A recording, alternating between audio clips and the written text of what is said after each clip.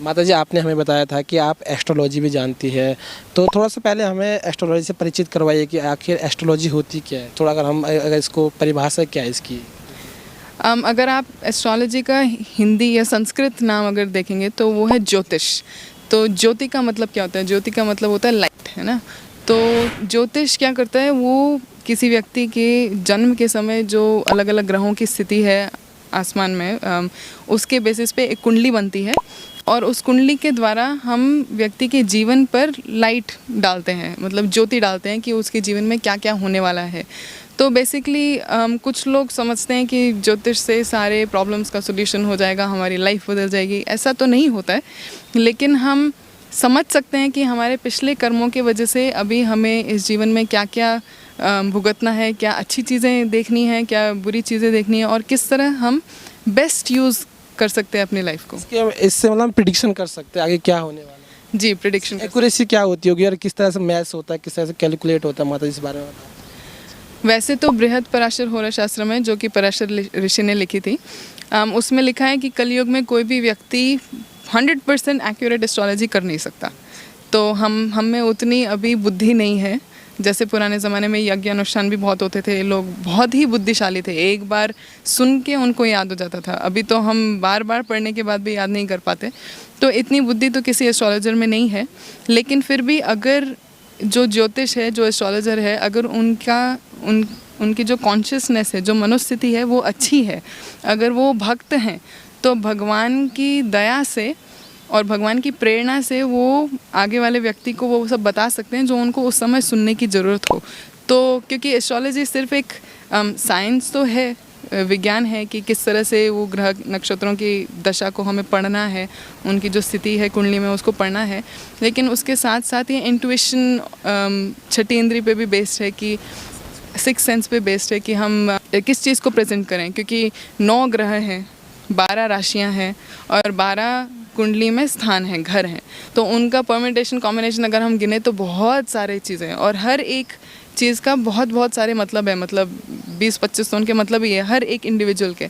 तो उसका क्या कॉम्बिनेशन हमें लेना है वो हमें इंट्यूशन के बेसिस पे डिसाइड करना होता है। और 9 घर जो 12 आपने बताया, तो 12 घर 9 ग्रह, इस बारे में थोड़ा बताइए, मैं भी इंटरेस्टेड हूँ। ये 12 घर क्या होते हैं कुंडली में, 9 ग्रह ये सब। तो 9 ग्रह जो हमारे हैं वो हैं सूर्य, चंद्र, मंगल, बुध, गुरु, शुक्र, शनि, राहु, केतु। ये हो गए 9, जिनमें से 7 के बेसिस पे तो हमारे हफ्ते के 7 दिन होते हैं। फिर उसके बाद इन सब के भी अपने अपने सिग्निफिकेशंस हैं, जो उनका मतलब है।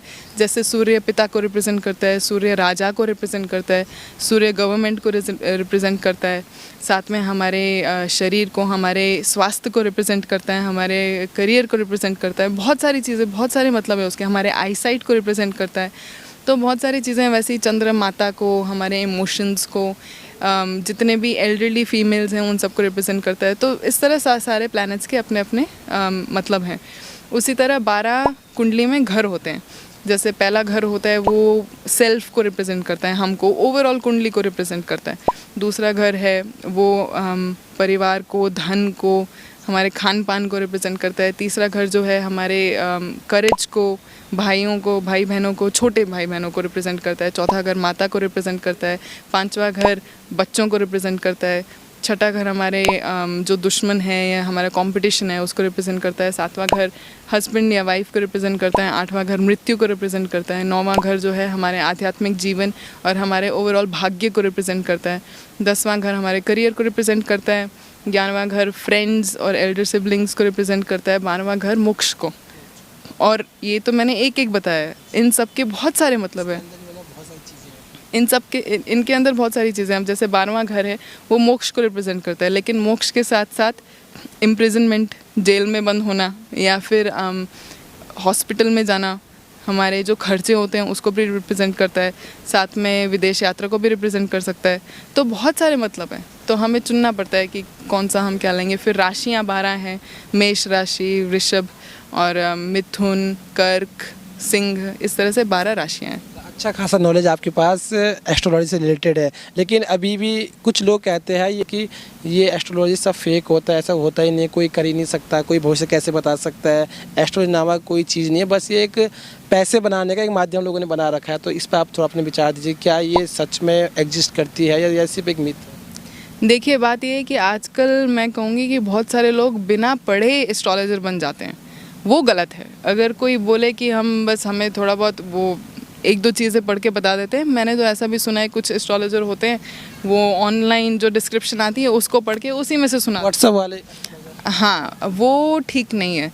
लेकिन जो पढ़ते हैं, और फिर से जैसे मैंने पहले भी कहा था कि अगर कोई भक्त है, अगर उनका भगवान के साथ संबंध है, अगर वो प्रयास कर रहे हैं अपने आध्यात्मिक जीवन को ठीक रखने का, तो फिर वो डेफिनेटली थोड़ा बहुत प्रिडिक्ट भी कर सकते हैं। और एस्ट्रोलॉजी एक्चुअली सिर्फ प्रिडिक्शन नहीं है, फिर लोगों को थोड़ा काउंसिल भी करना पड़ता है, क्योंकि बेसिकली एस्ट्रोलॉजर के पास लोग तभी आते हैं जब उनको कोई प्रॉब्लम होती है।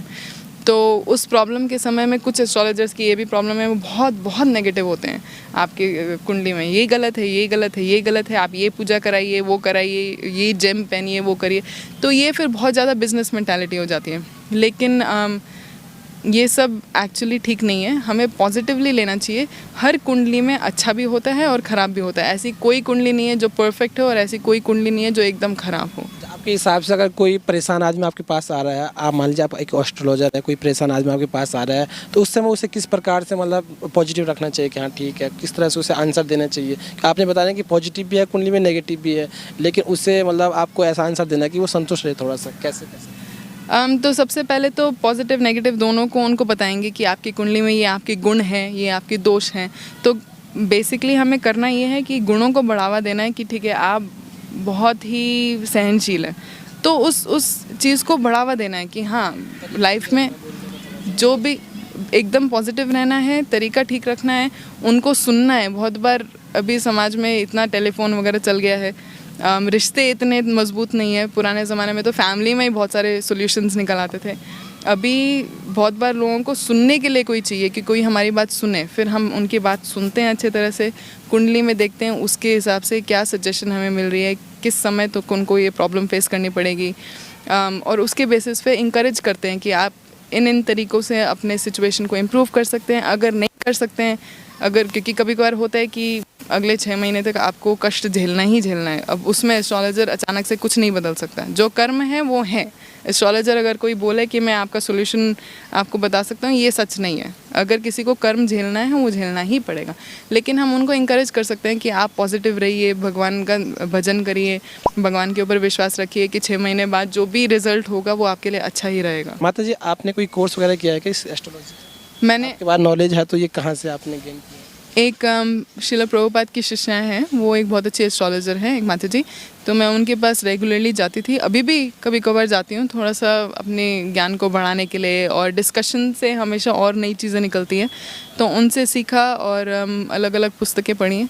तो हाँ जी, टीचर तो है, गुरु के बिना कुछ नहीं कर सकते। तो दोस्तों, आपने माता जी से एस्ट्रोलॉजी के बारे में सारी चीज़ें सुनी है, और ये भी एस्ट्रोलॉजी करती है। अगर आप इनसे जुड़ना चाहते हैं तो इनकी वेबसाइट का लिंक और इंस्टाग्राम लिंक आपको डिस्क्रिप्शन में मिल जाएगा, तो जाके आप इनसे भी अपने सवाल जवाब या कोई समाधान चाहिए तो आप माता जी से ले सकते हैं।